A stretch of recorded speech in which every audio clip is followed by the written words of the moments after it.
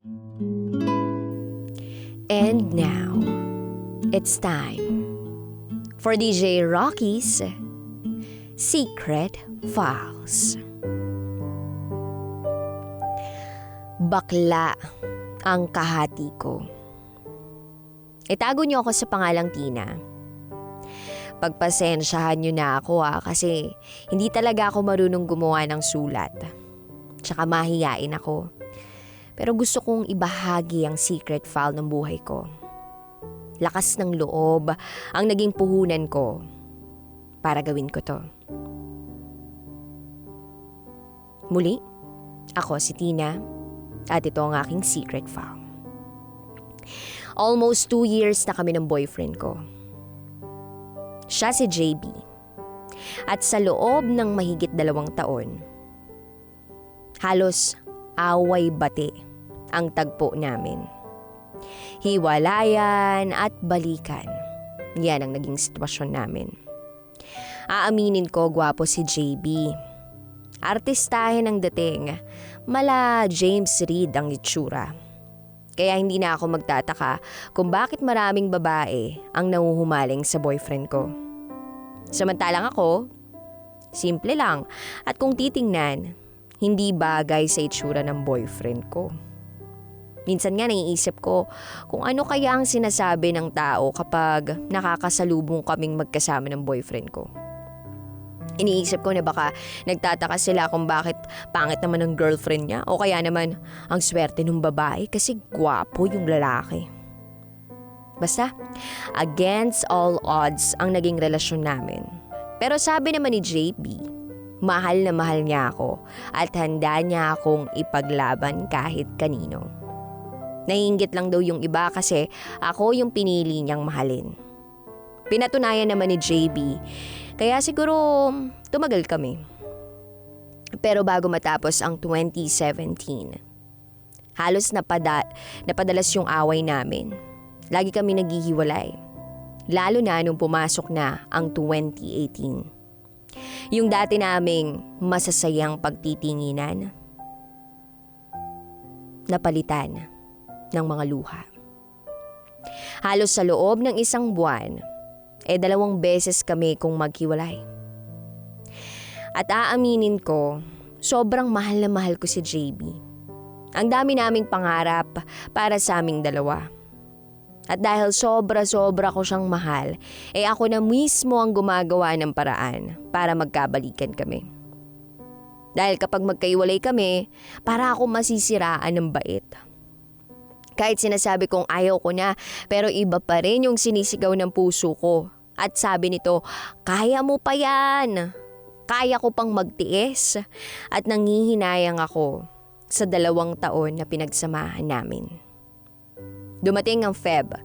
Nag-away na naman kami. Kaya nung Valentine's Day, hindi kami nakapag-celebrate.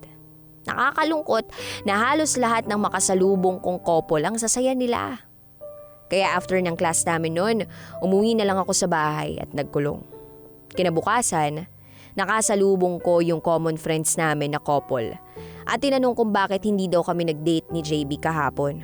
Kasi nakasalubong daw nila si JB sa isang mall. Napanghiti na lang ako at hindi na lang umimik. Pagdating ng weekends, hindi na ako nakatiis. Tinawagan ko si JB to fix everything. Nagkaayos naman kami, pero sadyang mailap na ata talagang tadhana. Dumating sa point na siya na talaga yung nakikipaghiwalay. Gusto daw niya na mag-isip-isip muna kami kung kami talaga para sa isa't isa. Pagod na siya sa away-bati naming relasyon. Ang sakit, sobrang sakit. Ang tanging naging sandigan ko na lang ay social media. Doon ko nilabas lahat ng sama ng loob ko. Pwedeng nasakal ko nga siya o sadyang nawalan na rin ako ng tiwala. Kaya naging paranoid ako. Iba pala yung pakiramdam, no? Pag lalaki na yung nakikipaghiwalay.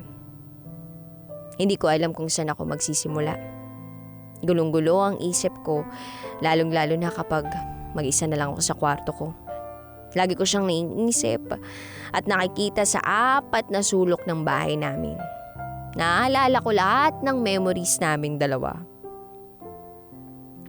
Gusto ko siyang habulin, pero hindi ko magawa. O wala akong magawa.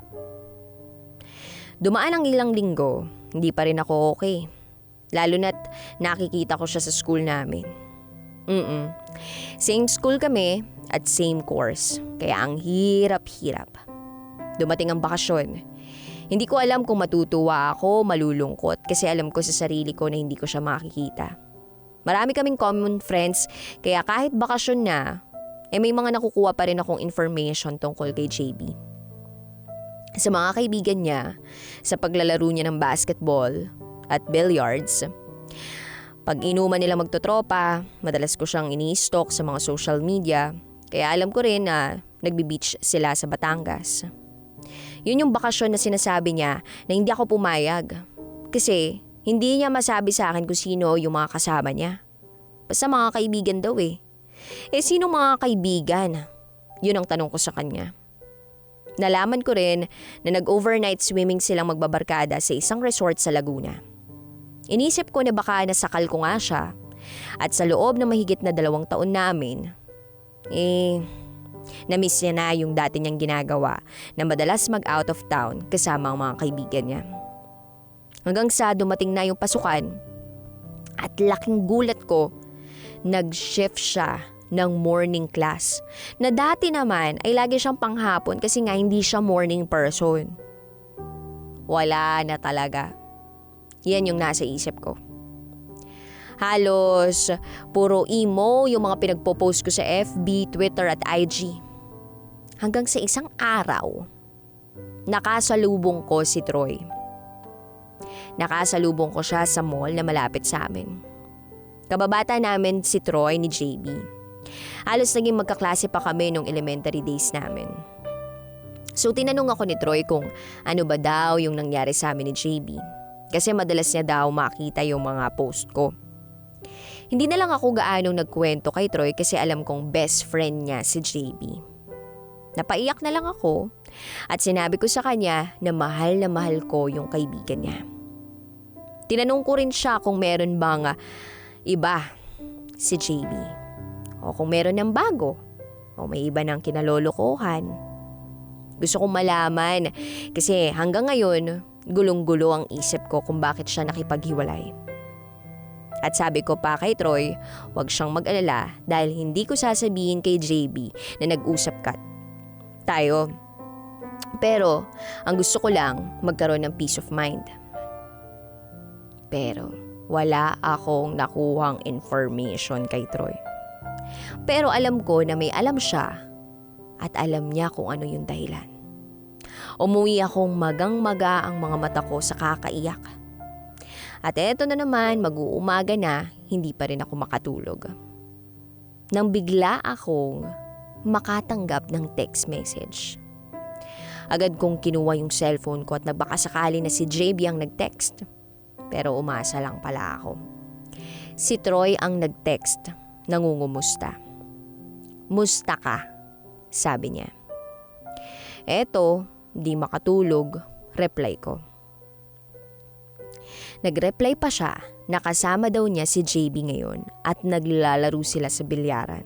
Pero wag daw ako mag-alala kasi hindi daw niya sinabi kay JB na nagkita kami sa mall at napag-usapan namin si JB. Okay, salamat. Sagot ko. At hindi din daw alam ni JB na siya ang kachat ko ngayon. Maya-maya pa, may pinadala siyang picture ni JB. Sabay sabi na message na, miss mo. Baliw ka, yan ang reply ko sa kanya. And in all fairness, ang gwapo talaga ng ex-boyfriend ko. Nakakainis kasi miss ko talaga siya. Ay mali, miss ko na talaga siya.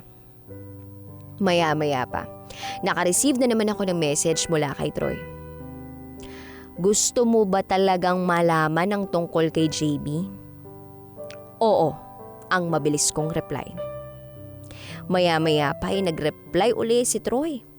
Isang link ng Facebook account. Pinabayaan ko muna at natulog na muna ako. Pagising ko, tsaka ako lang binuksan. 1:00 ng tanghali nang magising ako. Naalala ko bigla, may link pala na binigay si Troy, kaya agad kong kinuha yung cellphone ko. Tinawagan ko si Troy. At ang sabi ko, Troy, ano ba itong binigay mong link ng FB account? Lalaki? Loko ka, hindi ko kailangan ng lalaki para makalimutan ko ang kaibigan mo. Sigaw ko sa kanya.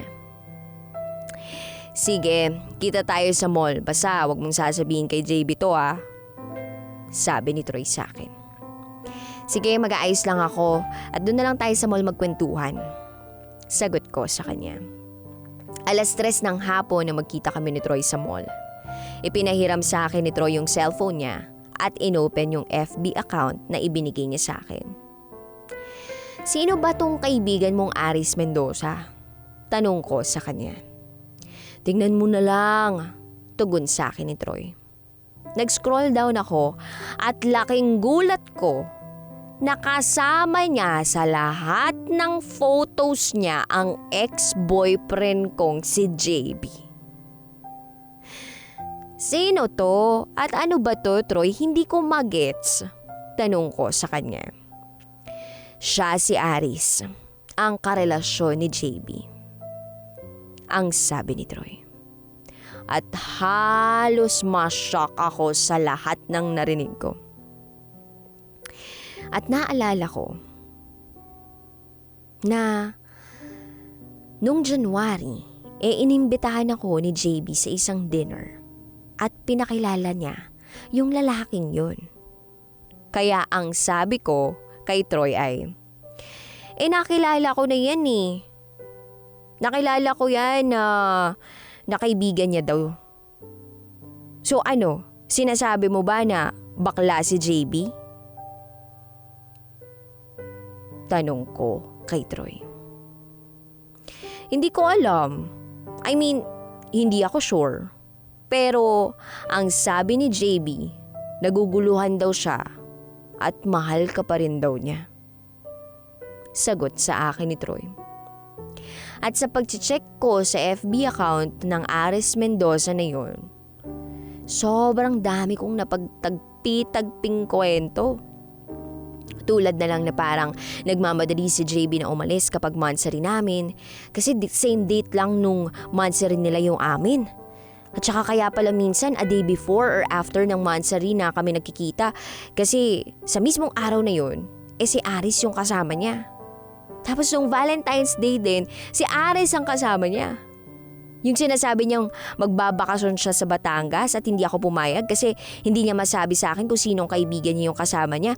Yun pala, kaibigan niyang si Aris yung kasama niya. Sobrang sakit. Ang sakit-sakit na malaman na ang iniisip ko pa lang kahati ko ay hindi isang babae kundi isang bi pala. Oo, bisexual ang ipinalit sa akin ni JB. Hindi ko labos maisip kung paano na itago ni JB sa akin samantalang alam ko lahat ng password ng social media accounts niya. Pero ang sabi sa akin ni Troy, may dummy FB account si Troy at yun yung ginagamit niya. Kaibigan na rin ni Troy si Aris kasi madalas daw isama ni JB sa lahat ng lakad nila. At sobra akong nanghina sa mga nalaman ko. Napansin ko rin na yung ibang post ni JB sa Facebook ay same location na mga nasa post ni Aris. Yung mga hotel na pinapasukan nila, yung mga restaurant na kinakainan nila. Kaya pala sinasabi sa akin ni JB na masarap yung pagkain dito kasi doon pala sila madalas kumain. Sa ngayon, lahat ng mga picture namin together ni JB sa social media ay pinagbuburo na niya. Hindi ko alam kung anong gagawin ko pero at least ngayon alam ko na yung dahilan. Si Troy din yung naging way para magkausap kami ni JB. Pero hindi ko sinasabi sa kanya na alam ko na ang lihim niya. Kasi hanggang ngayon, mahal na mahal ko pa rin siya sa kabila ng lahat-lahat. Hindi ko nga alam kung anong gagawin ko eh. Sana matulungan niya ako. O matulungan niyo ako. Muli, Ako si Tina. At ito ang aking secret file. Always your number one. SM Radio Station.